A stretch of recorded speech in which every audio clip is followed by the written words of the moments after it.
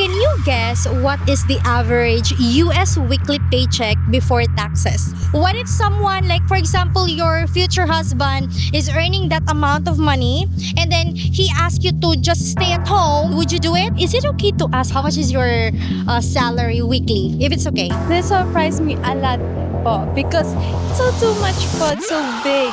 What is your name and how old are you? Hi, my name is Iris and I am 24. You're so beautiful. You're welcome. Okay, so here's the very first question.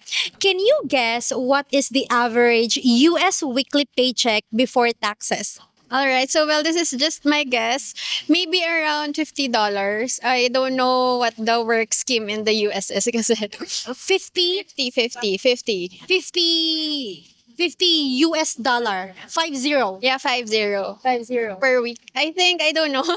No idea. How about in Philippine pesos? Philippine, I think, 5 or 3,000 per week. Tama ba? Or, I think mga 5,000 per week. 5,000 per week. 5,000 Philippine pesos. Okay. This is US. US. Okay. Now, according to usafacts.org, this is the average US paycheck. This one. In November 2025, the average weekly wage was 1,264 US dollar. 50,000 something. 50,000 per week. Wow. Roughly 75,000 Philippine pesos. 70. All right. Wow. Oh. Yeah. 70 times 4 weeks. Does this surprise you or disappoint you? Well, actually, it surprised me a bit, but not much because I think that it's really high-paying job in the US. So it just surprised me a little, and I think I was not disappointed with the results. I'm curious, are you working or you're still studying? Well, I'm already done with my studies. I worked as a flight attendant by profession. I just rested for a while. Yes. Is it okay to ask if it's okay, like how much how much is your salary weekly? If it's okay. Weekly, we don't have salaries weekly. We have like every 2 weeks. So when it comes to aviation jobs or flight attendant, we have a different type of salary. Especially we have like productivity pay that varies. So could I just give you a figure? Minimum like Maybe for the month, it's around roughly 50 to 70 if you're a local flyer, just only around the Philippines. But if you're an international flyer, that's much more bigger. I think around 100 to 130,000 a month. So if you're in international airline, that's much more bigger, especially airlines in UAE, airlines like that pays bigger. I think around 200, something like that. I'm curious, for you, do you think 75,000 Philippine pesos, like, weekly, do you consider that as rich? Living here in the Philippines? For me, yes. For me, that's, I think, a really well-paying job. Especially if I would sum it, 714, I think that's gonna be roughly 280 to 300 something thousand per month. So I think not rich, but you could consider yourself a well-off type of person. Would you call these good money or struggling? The 1,264 US dollar weekly. Good money or struggling? Let's say you're living in the US. Do you consider it as a good money or struggling? How much was that? 75,000 Philippine pesos weekly. Alright. But I'm living in the US. Well, they say that living expenses in the US is high, and I haven't been there, so I really don't know based from my experience. But I think when you're living there, depending on what type of living you have or how high your living expenses is. But for me, what's the choices? It's struggling or Good money. I think it's a good money. Good money. Okay. How about if you're living in the Philippines with that amount of money? Yes, good money. I think a little bit of mix in the US kasi because I haven't been there. It may be a struggling money for others, especially those people who are living there, and especially if you're a dependent here in the Philippines. Since when you're an overseas Filipino worker, usually you send the money back here in the Philippines, so you have a little on yourself. So I think that's gonna be struggling money. But if all for yourself, you're just a single person, I think that's a good money. But when we're talking about the Philippines and that amount of money, like 75,000 per week, I think that's a good amount of money. I'm curious, let's say your partner is earning that amount of money weekly, 75,000 Philippine pesos, and then he asks you to stay at home, then, working. All you have to do is just take care of the family, like your kids, him, like that. Would you do it? Well, again, it's a woman's perspective. Me, I'm really on living on a soft life. Although I'm a type of woman who is really also ambitious and I really want to achieve some things. But at some point of my life, I felt like I want to have that soft life and to just, settle at home.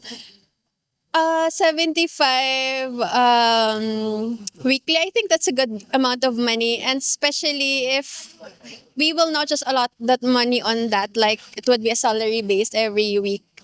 Example, we would have or start our own business. I think that's a good potential place where money we could put in. So yeah, could be. What is your name and how old are you? Shenllin po and 19 na 19. Okay, so here's the very first question. Can you guess what is the average US weekly paycheck before taxes? How much do you think Americans earn weekly before taxes? 1K? 1K above. 1,000 US dollar above? Yes. Okay.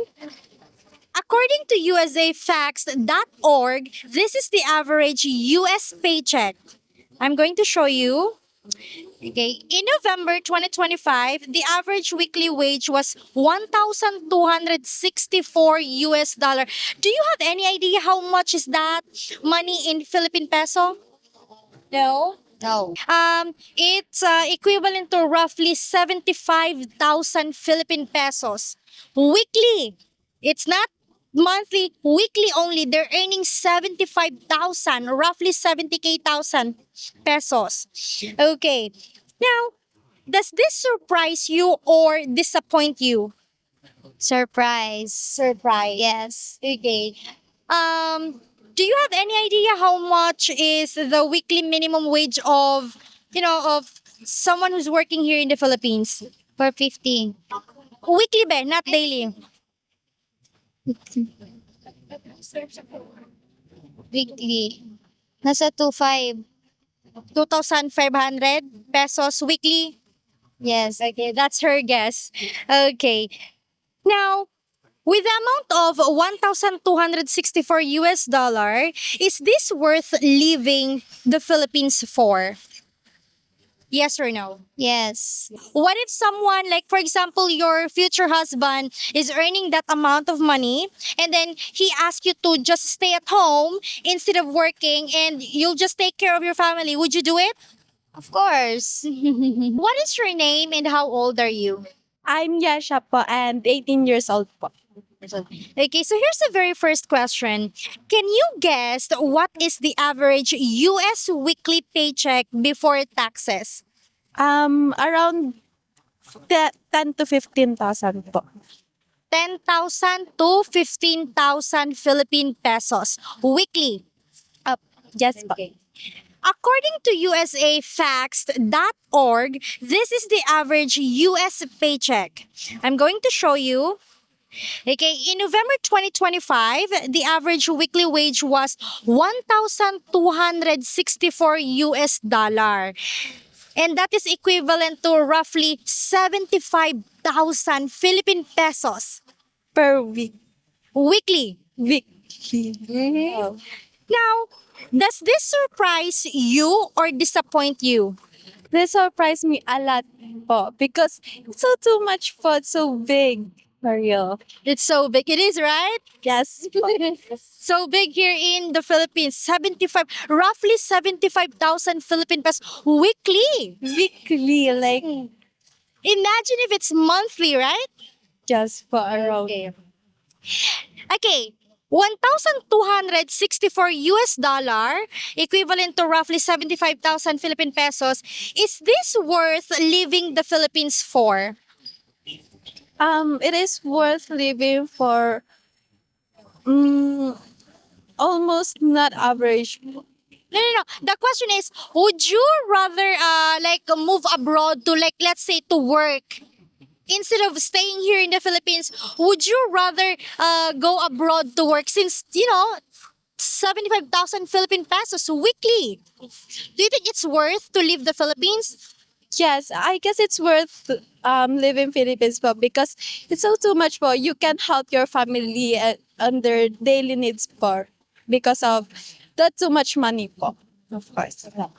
Would you call this good money or struggling?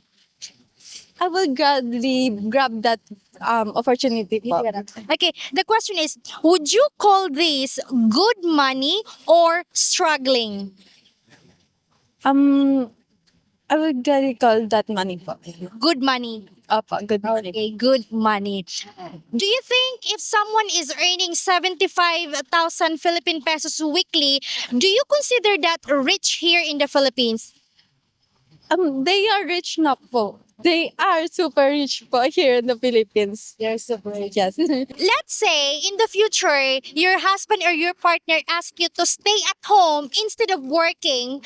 All you have to do is take care of the family, take care of the kids, take care of him, the whole family. Since he's earning that kind of amount of money, would you? Would you stay at home? I guess yes. Yes po. I will stay po at home. You will stay at do you have a boyfriend, babe? No, you're single. Still single po. Since birth? Opo. Yes po. Since birth. Okay. Well, anyway, thank you so much, babe. We really appreciate your time. Just very shy. Thank you. Hi, guys. Hopefully, we earn your subscription. And also, if you want extra videos, please consider becoming a YouTube member. Thank you for watching and take care, everyone. Bye-bye. Beautiful reflection